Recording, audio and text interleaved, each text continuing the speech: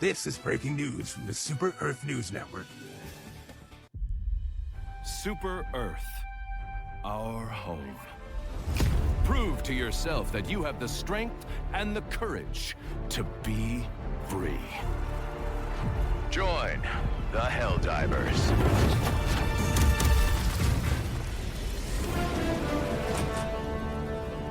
For democracy! You would. You would.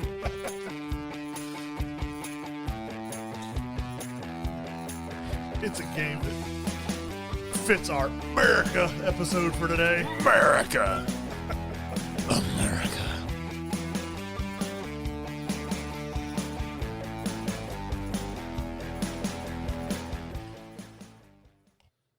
Well, welcome in. I was wondering, if I just sit here silently long enough, will Mitch fill the void? Welcome into our America episode for this week on the July 4th week. Of entertain this. I'm Mitch. I'm Tom. And, Pain. yeah. Pain. Yeah. But before we talk about the pain, social media. Mitch. You can go to entertainthispodcast.com, which will take to our Facebook group and page. You also go to our Twitter, which is @thisentertain. Our Instagram, which is entertain.this. And our YouTube and our TikTok, which is entertain this, ! And in our last, well, I say our last episode, 2 episodes ago, I gave Tom an out. Yes. And he was successful. Yet here we are. And then Hayden staged a coup. Hayden decided From to half a world swing away. his military combat boots over the line and insert himself into this. From half a world away, he rallied the troops and sent us tons of text messages that says, Tom should take the hot sauce, # support the troops. Yeah. And in solidarity, since I had given him an out, and we're still going to do it anyways, I'm going to take the hot sauce with him before we start our America episode. You just spit all over the... America! I don't know what you're doing, America! I was so jowly. America! Yeah, it's all over the mic. So, in support of our listening troops from Iraq, And elsewhere. yeah, and our Shout out to the Marines in Okinawa. That's for you, Robert, my brother. and our I like how you're about to just pour that over your phone. and our spiteful colleague, Yeah, I'm not letting you pour mine. I will pour my own. I'm sure. Sir. We went ahead and got glasses of water ready because this stuff's hot. Oh, come on, Tom. Come on. You know that is plenty. Come on, Tom.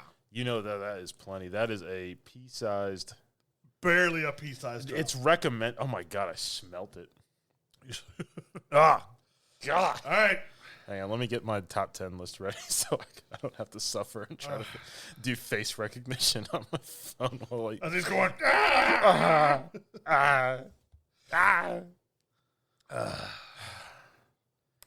Hated. I hate you. Man, you are one pathetic loser. He is. And you know, he's just sitting there going, ah! All right, Tom.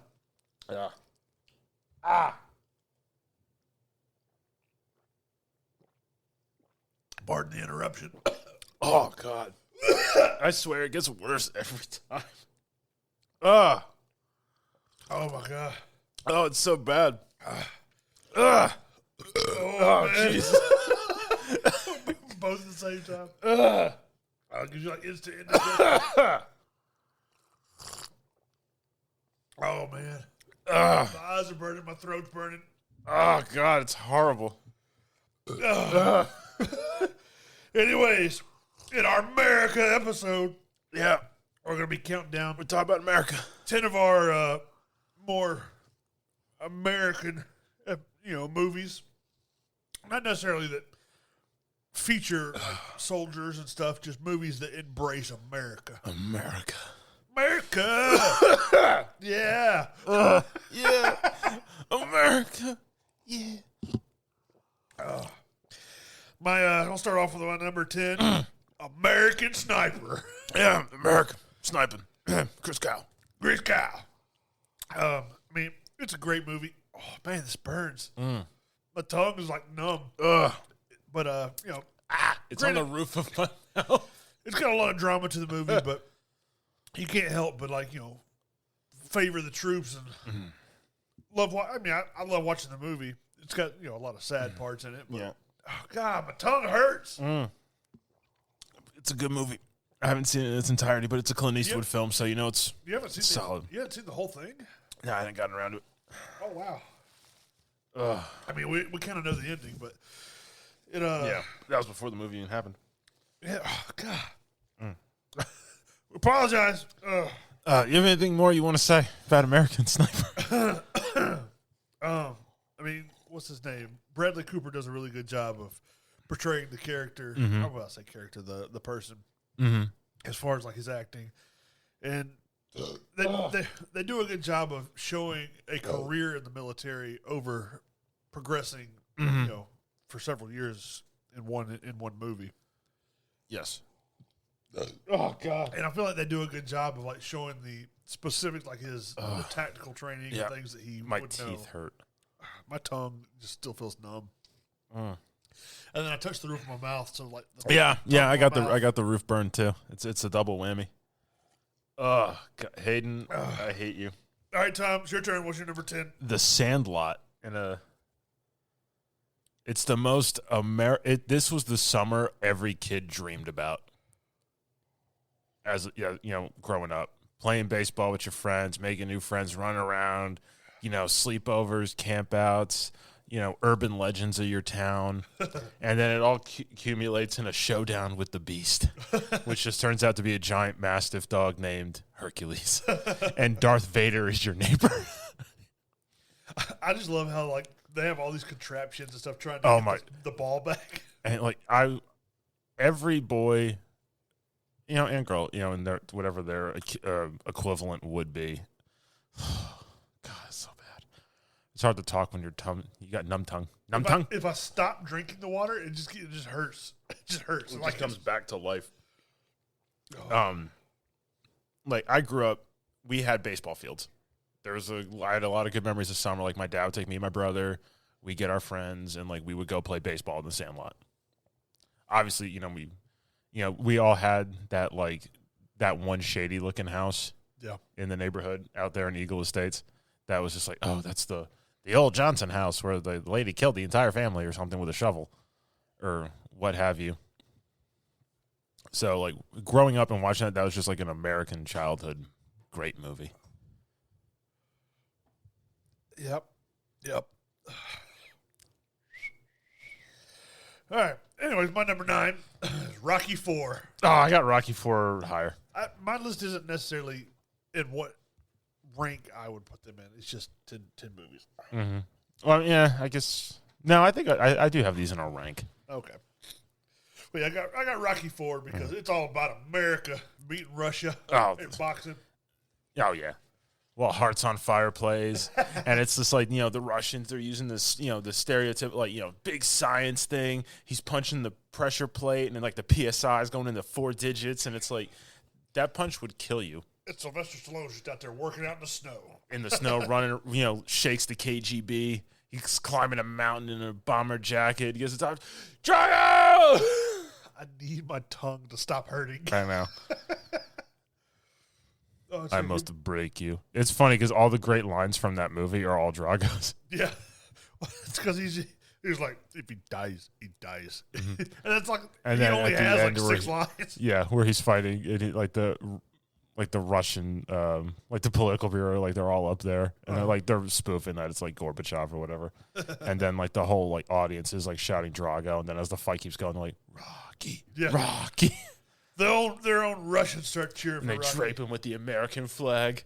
If I could change, and you could change, and everyone's yeah, Rocky. Oh God. Your turn. Apollo 13. Oh, that was on my list. That's an America movie.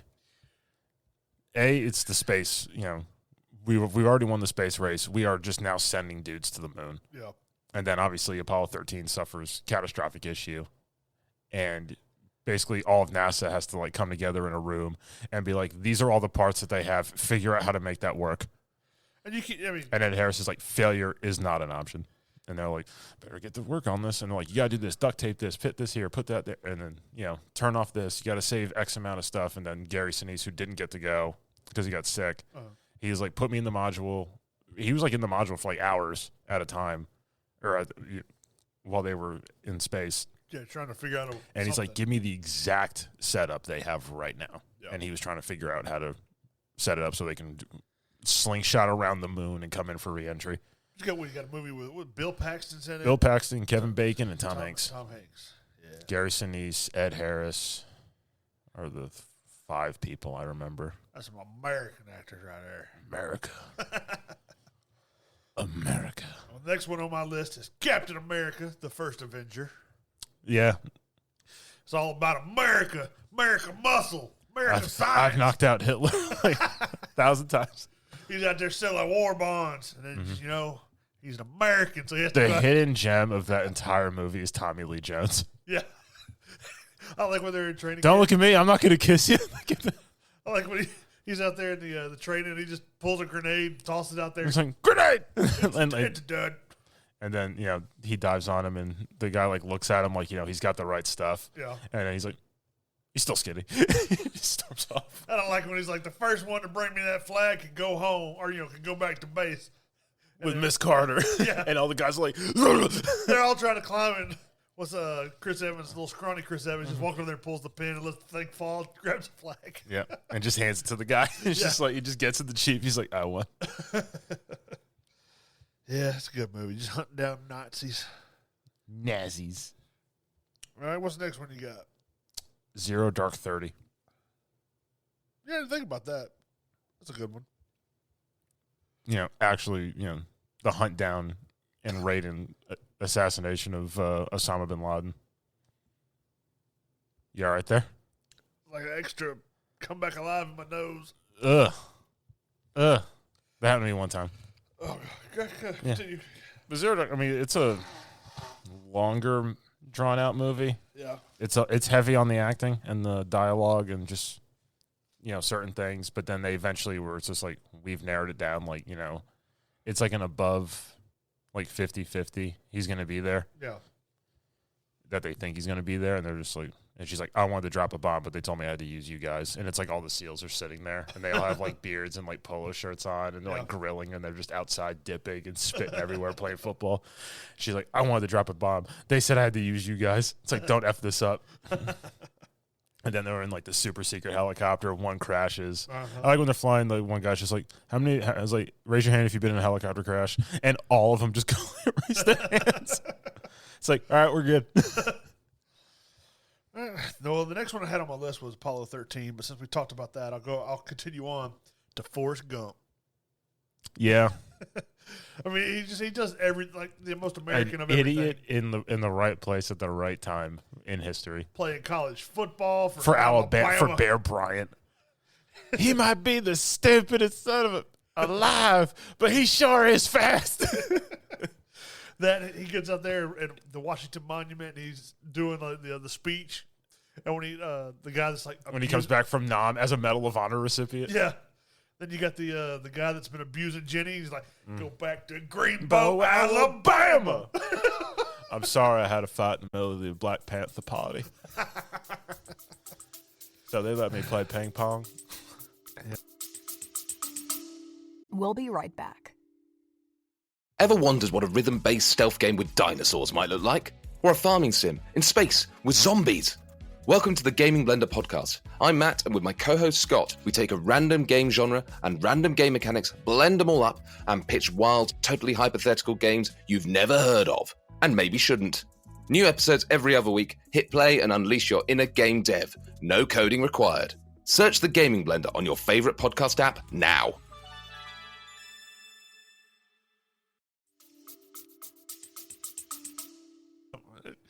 His best buddy he made the military, Lieutenant Dan.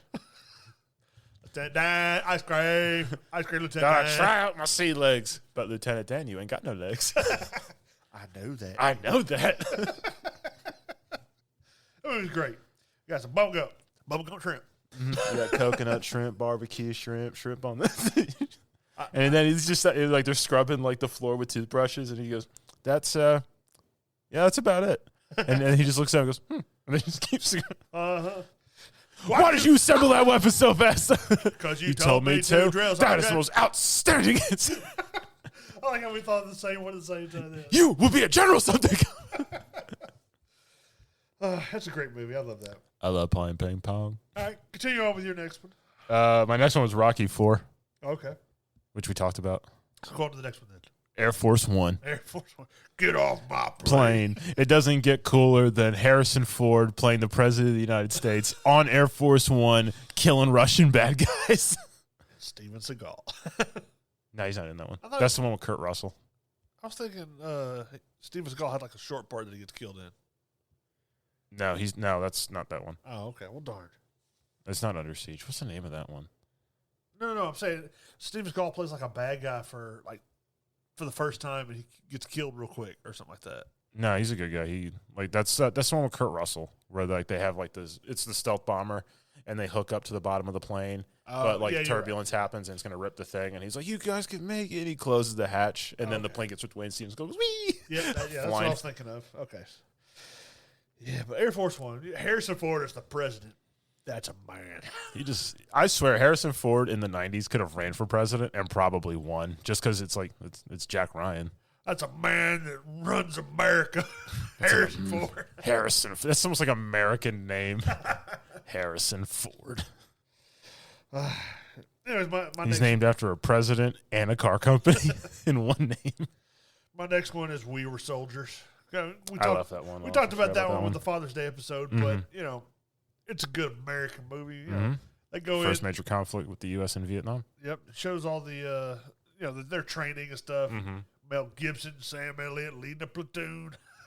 Sam Elliott. You just have this, like, Sam Elliott.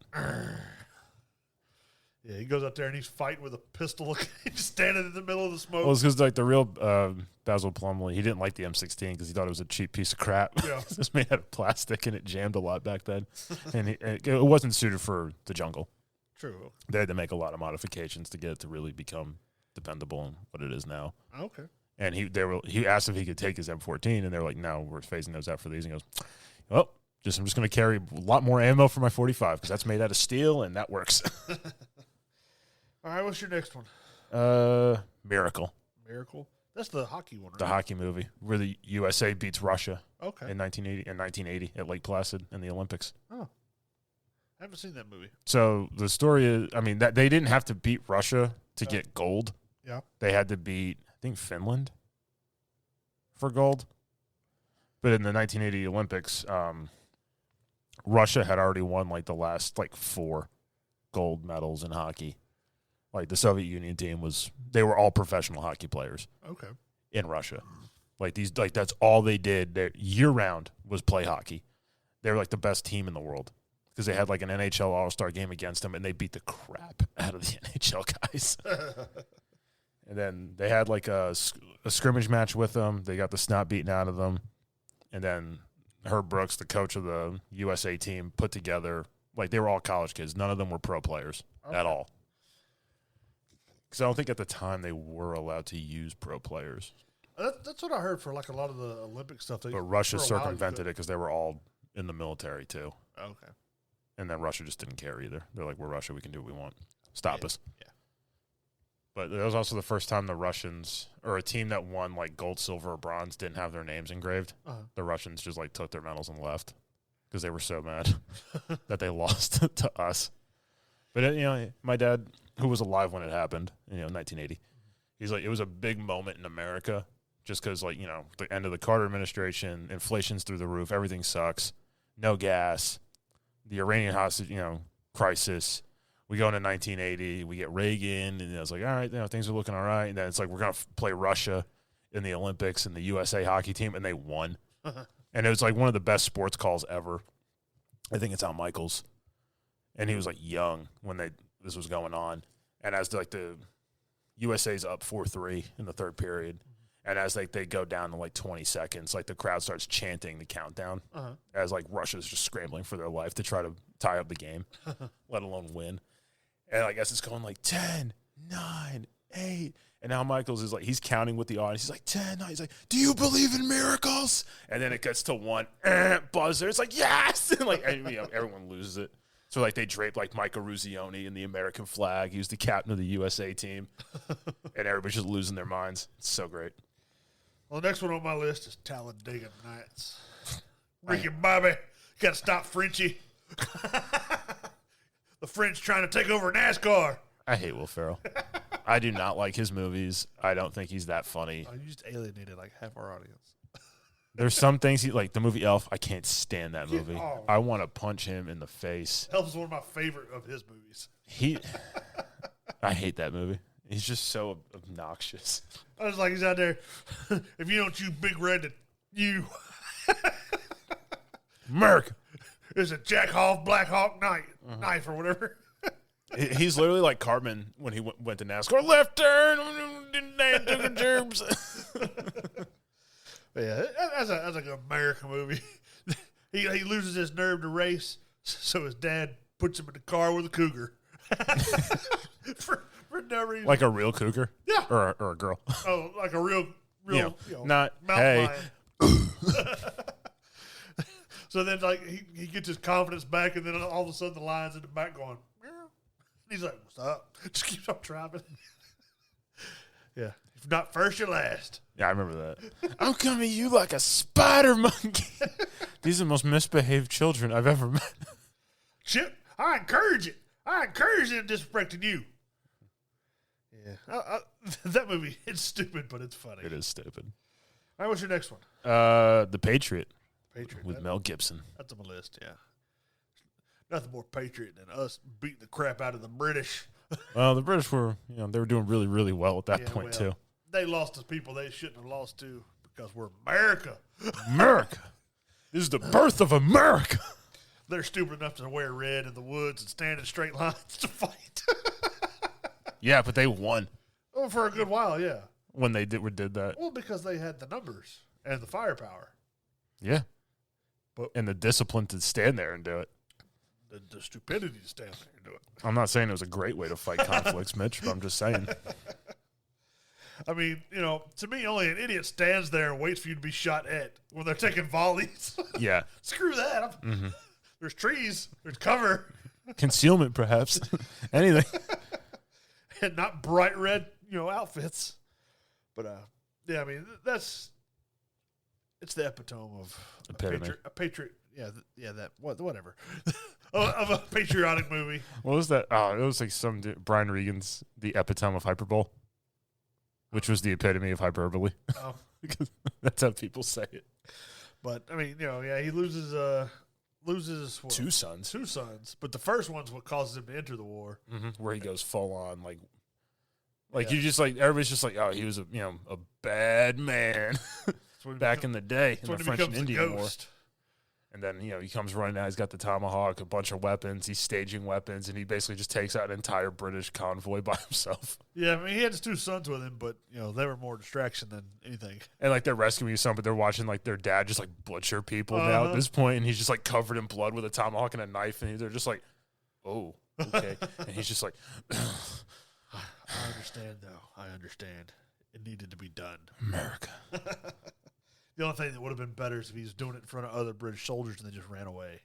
It's like, ah! Well, one of them does run for his life, and he still tries. pegs him in the back with the tomahawk. He tries to run away.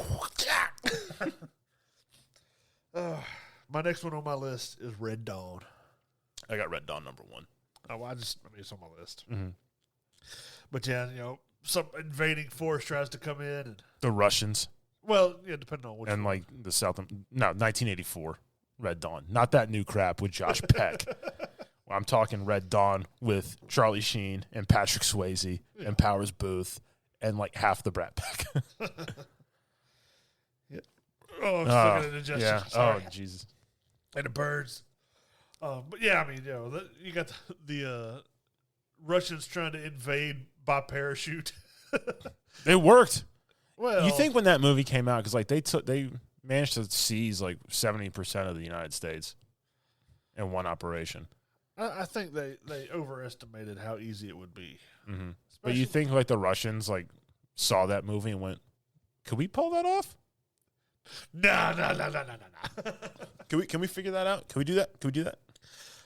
There's too many guns, especially out west in that part of the country, to be just dropping in from the sky. That's like what even the Japanese knew. Like they knew they couldn't invade the mainland United States. Right. It's just like there's more guns there than people. Every blade of grass is going to be some farmer and a gun with them. If they come parachuting in, you'd have people sitting in a lawn chairs just skeet shooting. Dolores! I got another. Woo! Yeah. Call Dale. I'm up to 10. I mean, it would just be like a shooting gallery if they were parachuting in. Oh, especially if they go to like the inner cities. Like, what are they going to do? They're going to land in Baltimore? They're going to get lit up by gang members. I was going to say, yeah, gang members would wipe them out just to get the guns. Mm-hmm. But, yeah, Red Dawn, you got the Wolverines, which is a bunch of kids that basically wreak havoc on the entire military that drops And then in. Powers Booth is like the Air Force pilot Yeah. who gets shot down. And then basically like teaches them like military stuff too. Yeah. So they become even more formidable or formidable. My next one, and I think because we've kind of... Wasn't it my next one? Well, yeah, sure, go ahead. Skipping me. Top Gun. America! Got the need for speed. Top Gun's, yeehaw, Jester's dead. Holy crap, it's Viper. He's probably saying, holy crap, it's Maverick and Goose. Yeah, I'm sure he's saying that. Yeah, I'm sure that's what's went through his mind. Like, no other flying movie was that awesome. I like, what's the guy that, he's in all the Chevy Chase movies. From like the vacation movies, it's Eddie.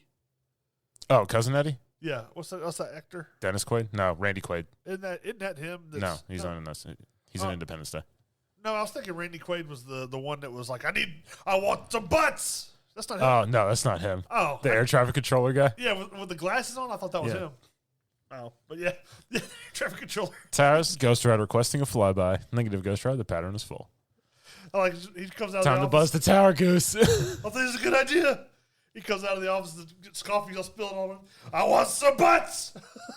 Or where he like leaves the office and crashes into the guy with like all the coffee cups again. Yeah. He's like, God damn it, that's twice. As he like looks and yells it at Maverick and Goose and storms off. Like, did you know that those were the two guys though? Yeah. Everybody had cool names, and the F-14s just look awesome. Everybody's out there playing volleyball in their jean shorts and jeans. And Yeah, sunglasses and tape, and it's just like, oh my God. I like how they play volleyball, but they're like flexing as they're doing it. Manly. Also mildly like homoerotic. But The last one I had on my list that we haven't already talked about is Independence Day. that was my next one. Yeah. America coming together, The fighting world aliens. coming together, but mostly America. Yeah, I mean, mostly you see America, and then they like The president of the United States gets into an F-18. It's just Yeah. like I'm a combat pilot still. And they're just like, yeah. combat pilots fighting with crop pilots. Yeah, Randy Quaid driving Oh, boys, I'm back. straight up the tailpipe of the alien. Woo. Jeff Goldblum, it needs a cold. Yeah, because that makes sense. Download a virus and shut down their whole system. Because our viruses would work on an alien computer. Look, Mitch. Like we could develop that strong of a virus.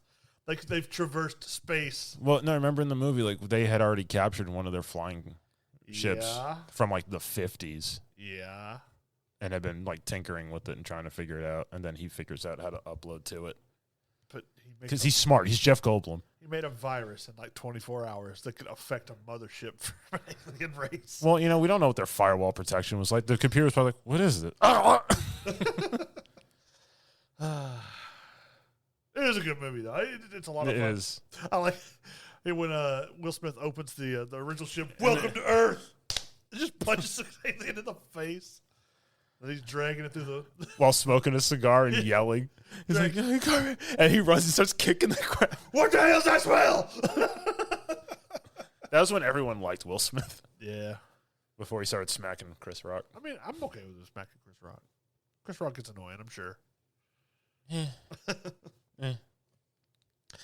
But I mean, that's all the movies I had for the lists. My number one was Red Dawn. Red Dawn. Okay.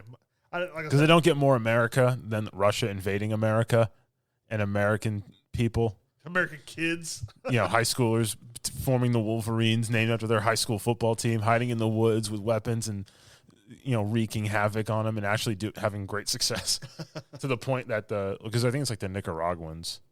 Okay. They're like South American at first. And then the Russians have to come in themselves to deal with it. Yeah. I forgot about that they had like the South American like entry force, I guess. Mm-hmm. But that's our America list. America. Now that I've taken all this hot sauce, my nose is running, still throat burning. But mine subsided finally. Well, moving on to a little bit of stuff that we've watched to review. After Hayden kind of convinced me to watch Hitman on Netflix. Yeah, you were telling me and Rachel about. It's a romantic comedy, and I'll read you a little synopsis here real quick. It says a professor moonlighting as a hitman of sorts for his city police department descends into dangerous, dubious territory when he finds himself attracted to a woman who enlists his services. So basically, this teacher is working with the local police department, and he's like the sound guy for the undercover guy that goes in that is pretending to be a hitman to be hired. And once they pay, he walks out, then the police run in and arrest the person for trying to hire a hitman. Well, the hitman basically has to step aside for his job for some underhanded reasons that he has been involved with. And so this guy, I can't remember what his name is. Oh, Gary Johnson is his name. Has to step in. He takes over. He becomes, what was his name in the movie? Let's see.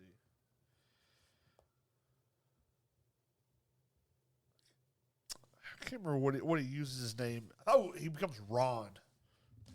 That's his hitman name, Ron. Ron the hitman. He's just very good at reading people and fitting the narrative that they need to be to trust their hitman. So he would dress up and stuff a bunch. Well, this female that wants her husband killed, he uses this persona Ron. So he starts becoming Ron because that's who she knows him as. So he keeps playing this one character, and eventually, he talks her out of hiring him, and they think that's not a good. So they're kind of questioning that. But then he kind of brushes it off, and then he kind of starts getting into a relationship with her. But he has to be Ron, and she thinks that he's like this killer, and she's not getting along with her husband. Her husband comes up dead, and they have to figure out what's going on. Like the police are trying to figure out who killed him, and it wasn't Ron. And she is part of this, mingled in. They think that she did it because he took out $1 million life insurance policy. But he's also involved with like underhanded drugs and stuff like that. So, who stars in this movie? Glenn Powell, which was in the most recent Top Gun, that played Hangman. Okay, that guy. And then Adria Arjona. I don't sound it out, bitch. You can do it. It's that. But she was in Morbius. She's been in True Detective, Father of the Bride. Like the newer, I guess, remake. And then there's Austin Amello, which I don't know if you remember in The Walking Dead, the guy that had like the burnt face kind of stuff on one of it. He was one of Negan's guys. Oh yeah. He's he plays the kind of underhanded hitman that has to step away for a bit. But really, they're the only big actors in this. But it's a funny movie. And it's actually based on a true story, except for the ending. It's a little different, but they wanted to make it fit for a more comedic ending. But I would recommend seeing it right now. It's a 7 out of 10 on IMDb. I'd say that's pretty fair. It's on Netflix. It's a Netflix original movie, so I would encourage you to watch it if you get a chance. You and Rachel would enjoy it, I think. We're still going through the second season of Dr. Death. Okay. So we watched 2 more episodes last night. And now it's like the buddy cop doctor team is going after him now because like they tried like limp-wristedly. Is it still the same two? No, it's not. Christian Slater. No, it's not them. These are new guys. Okay. All new people. All new stuff. Gotcha. But like there's one girl, like the episode we watched, like because he does the tracheotomy transplant thing with the biosynthetic crap that doesn't work. It's a piece of crap. It's killing people. So it starts killing her, and like they just show like how many surgeries like of stuff that he had to do. Like the other doctor who's investigating him to just keep her alive and try to save her every time. It was like 197 surgeries. Jeez, for one person? On one person. That's a little much. I mean, just a little. Because like they do an exploratory, not him, the Dr. Death guy, to see like what's going on inside, like an exploratory before they're going to do the transplant. And they're like, oh man, like her lung, like it looks bad. And he just goes like, he's like, get me a cart. He's like, we're taking it out. And he just takes out her right lung. And then like the other doctor's like yelling, and like like he has to go through all these damn surgeries with this poor woman. And like she's going blind, her organs are shutting down, her hair's falling out. Like they're just like she is just like hanging on to life. Like she like crashes on the table a couple times, and they're trying to resuscitate her. Like all in this one surgery? All in over like the course of the episode. Oh, okay. As they start going through all these surgeries. Gotcha. Because basically when he takes out the lung, because it's an elective surgery, it can't be an elective surgery. It has to be like a quality of life, like last ditch effort surgery. Yeah. Because he took out the lung, now it qualifies. Oh. And they're like, and then they're going through his research, which is all made up. And like all of his stuff, like his degrees, it's like this guy's just experimenting on people. Yeah, Dr. Kevorkian. Yeah, and then he comes back and he's like shouting because like the other two doctors aren't even in the room when he comes back, and they're like confronting him like, why? Like we had to do 97 surgeries. He's like, I'm never going to leave one of my patients with you people again. You guys have no clue what you're doing. He's like, all the stuff you put this woman through. And it's like, it's all your fault though. It's all you. And then like Mandy Moore, his like ex-fiance, like she finds where they're going to live in Spain. It's just an empty lot. Yeah. So they find him in his house, and he's married and has kids. And she's like, what the? And it's just like, showing that this guy's just a wild manipulator and a lunatic. But so far it's still really good. I don't know what we're going to watch next. Probably the first season, just so she could say she saw both. Because the first season's, I think, a little bit better. Yeah. This season's very, very good. This is like an 8 out of 10 season. Season 1 was like a 9.5. Okay. Out of 10 season. All right. Well, do you have any news? Yeah, I saw some stuff about Elden Ring. Okay. Because some people have been able to play Shadow of the Erdtree, which comes out on 21st. So when you listen to this, it's already out, and we'll already be talking about it. But there's just some what you do and do not need to do. Okay. So obviously, to get to the point for the DLC, you have to beat Moog, which I helped Mitch do last night by getting him through, because we might be setting ourselves up for a harder time because we're doing this in New Game Plus. Yeah. Which, bosses do more damage and they have more health. So it's kind of like, it's like, I remember this game being a little easier at this level because I'm level 198. Yep. And you're 230? 249. Oh, my God. You just cheesing your brains out over there. So to get Mitch there, I mean, if you have not gotten there and you want to know how, this is Tom's way to do it. You need to get the Dectus Medallion to unlock the Dectus Lift and unlock the Altus Plateau, get a Site of Grace. Because if you don't have that, you can't start the Radon Festival. Right. For the Radon Festival, obviously, you got to fight your way through Caelid, get to Castle Redmane, you fight 2 bosses, and then you fight in the Radon Festival and against Radon. I recommend doing it solo on a horse and just summoning people and let them do it for you. Yeah. And not like cooperators, like actual people, like the NPC people, because they did a miraculous job. Yeah, while I just rode around watching from another hill. Yeah, you just rode around and keep summoning. I just rode around and kept summoning them, and then I think Radon came at me one time, and like he barely clipped my damage bar, and I was like, "Oh, I could take this guy if I had to." Yeah, and I was like, "Nah, we'll the summons handle this." And then they did it, and I won. So then you got to go to the Rose Church in Liurnia, south of Raya Lucaria. Talk to NPC guy. He's the NPC you see at the very beginning of the game. That you should not attack for any reason, and if you do, it'll mess up the game completely. Hated. So you'll talk to him. He'll give you the festering bloody finger. You invade 3 worlds. You come back. He gives you the cloth you got to dip in the maiden's blood. there's already a dead maiden you could find at a church. What was the church name? Do you remember? I had it. I don't remember. I just know it was close to the Dectus Lift. Yeah. If you're looking at the Dectus Lift, you go south, there's a fort, and then left. It's the church of something. You go there, you can dab it. And then you go back to the NPC guy at the Rose Church, and you get the seal or whatever that you can activate, and it'll take you to Mogwin's Palace or the Mogwin Dynasty Mausoleum, whatever that grace point is. And then you run for your life because you can't fight those guys in the dark. Right. Because those dudes are strong. Yeah. And I was like, these guys are tougher than some of the bosses.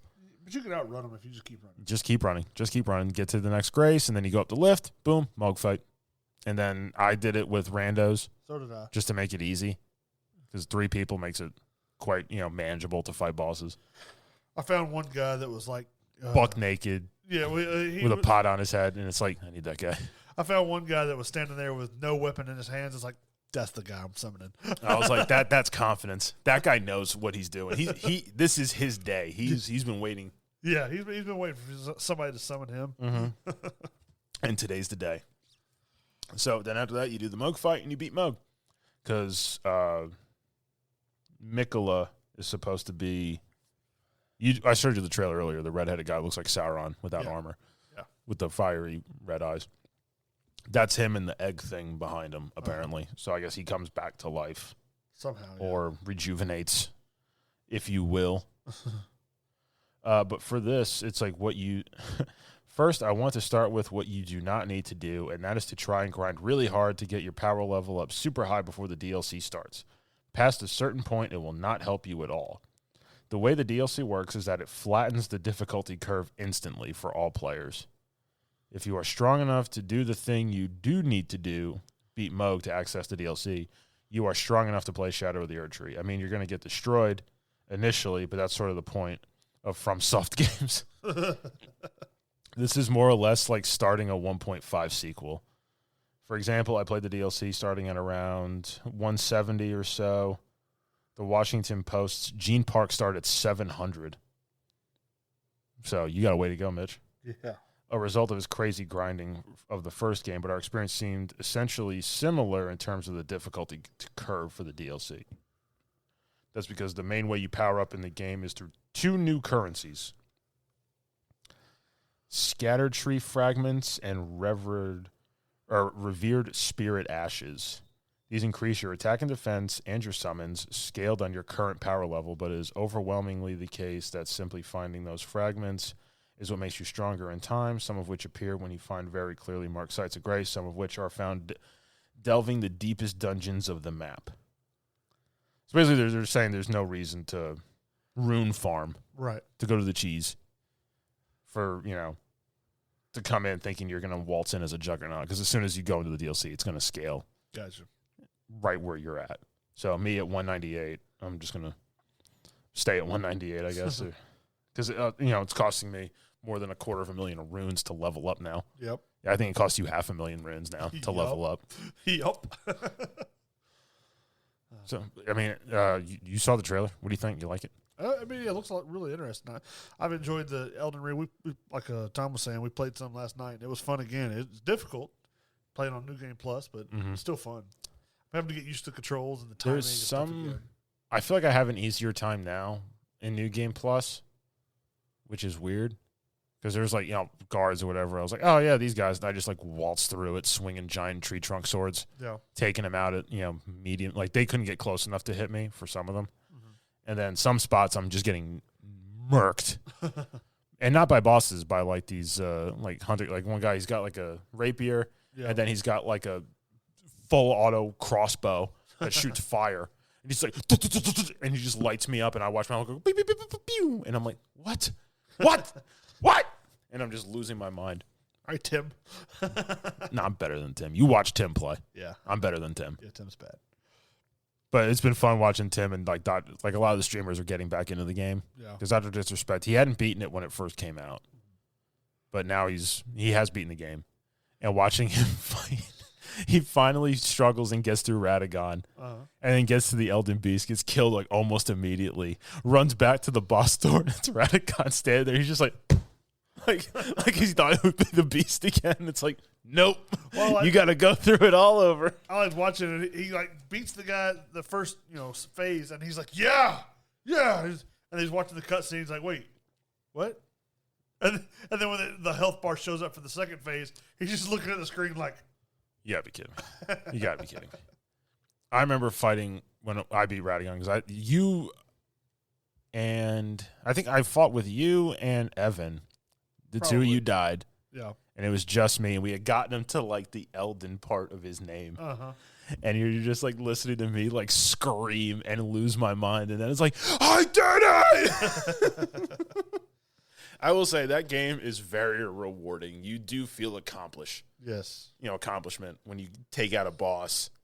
Some of them, I jacked my Mimic up. Like, he went on like a Rocky 4, like workout power quest. Yeah. With set to 80s music.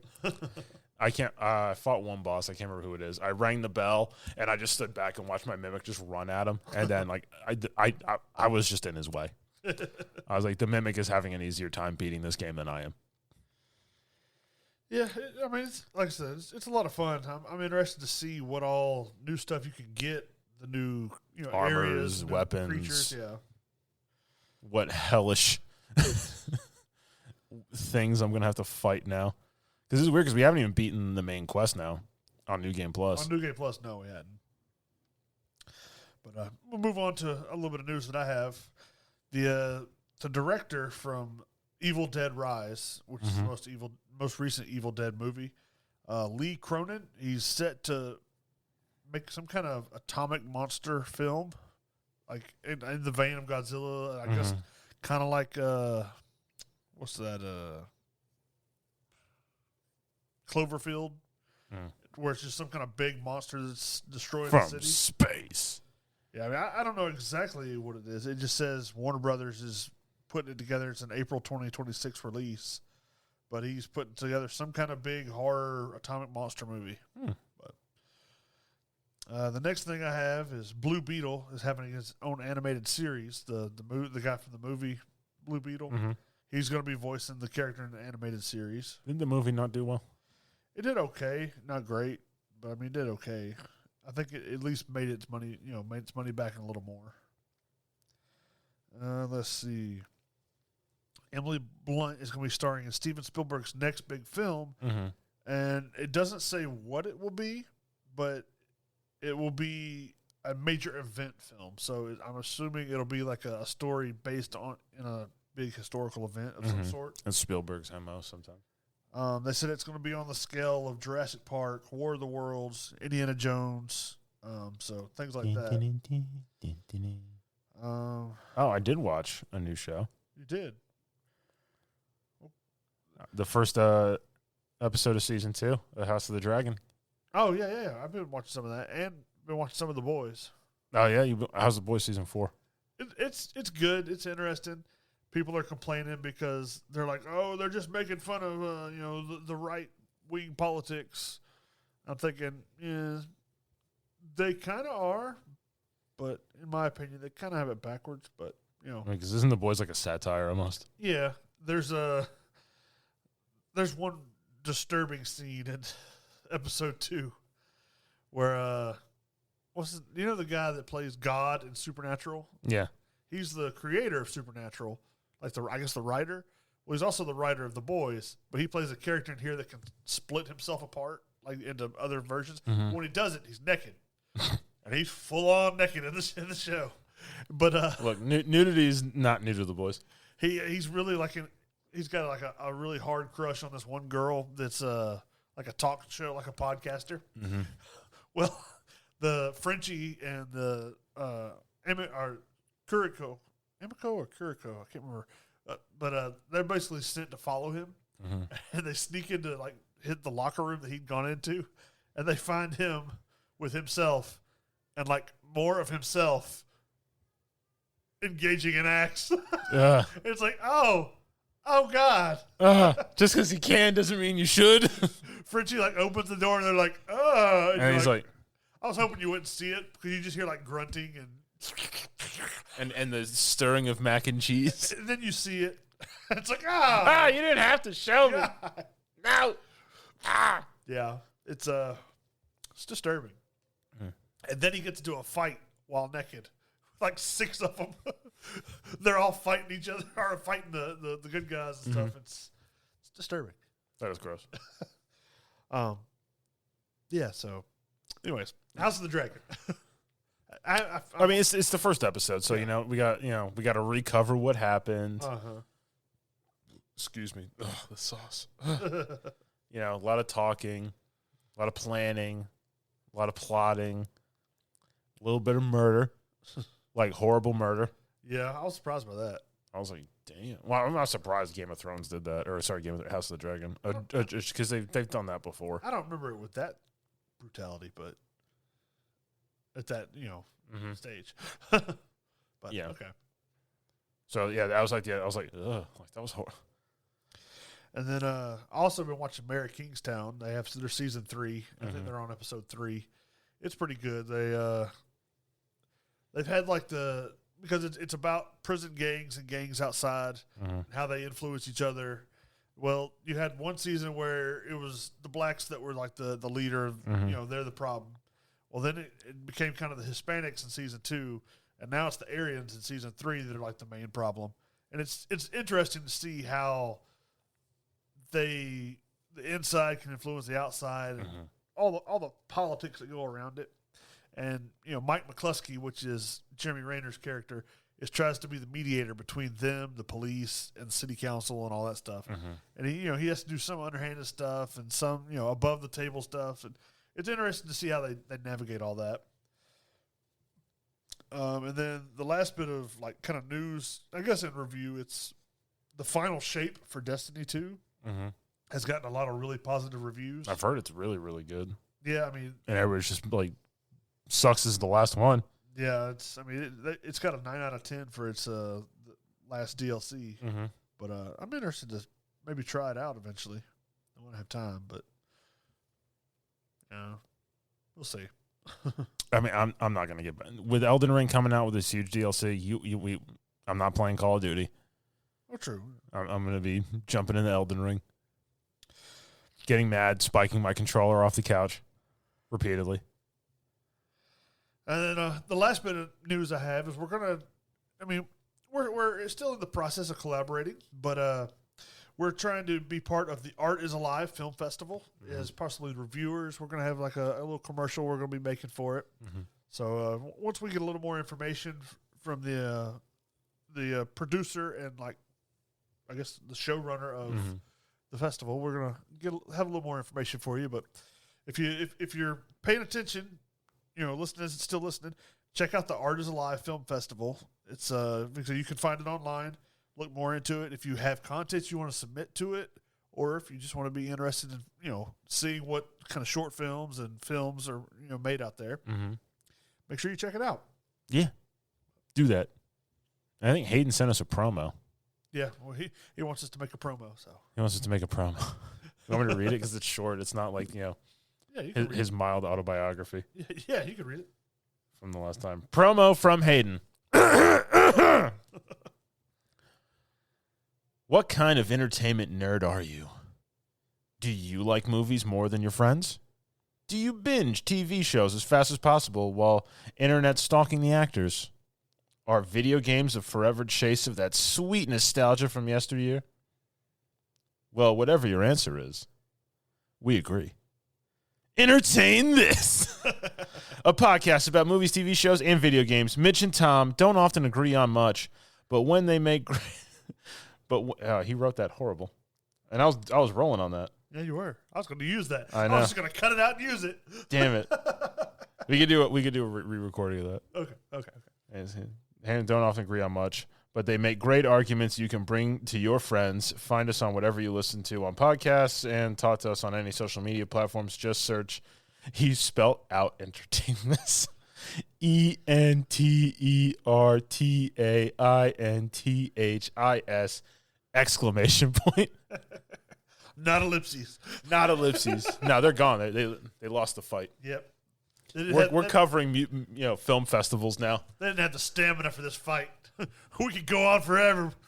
I didn't hear no bell. Oh, I'm sorry, that was America. But yeah, if we can say, stay tuned for that. Like I said, we're collaborating with them, hopefully, and trying to reach out a little more, get a little more entertain this for you. A little more entertainment for you. 100 more years, Morty. 100 more seasons to entertain this. It'll never stop as long as Hayden's alive. But that's all I really have for this week. So, unless Tom has anything else, Nope. no. Made it through a whole episode without talking about that game.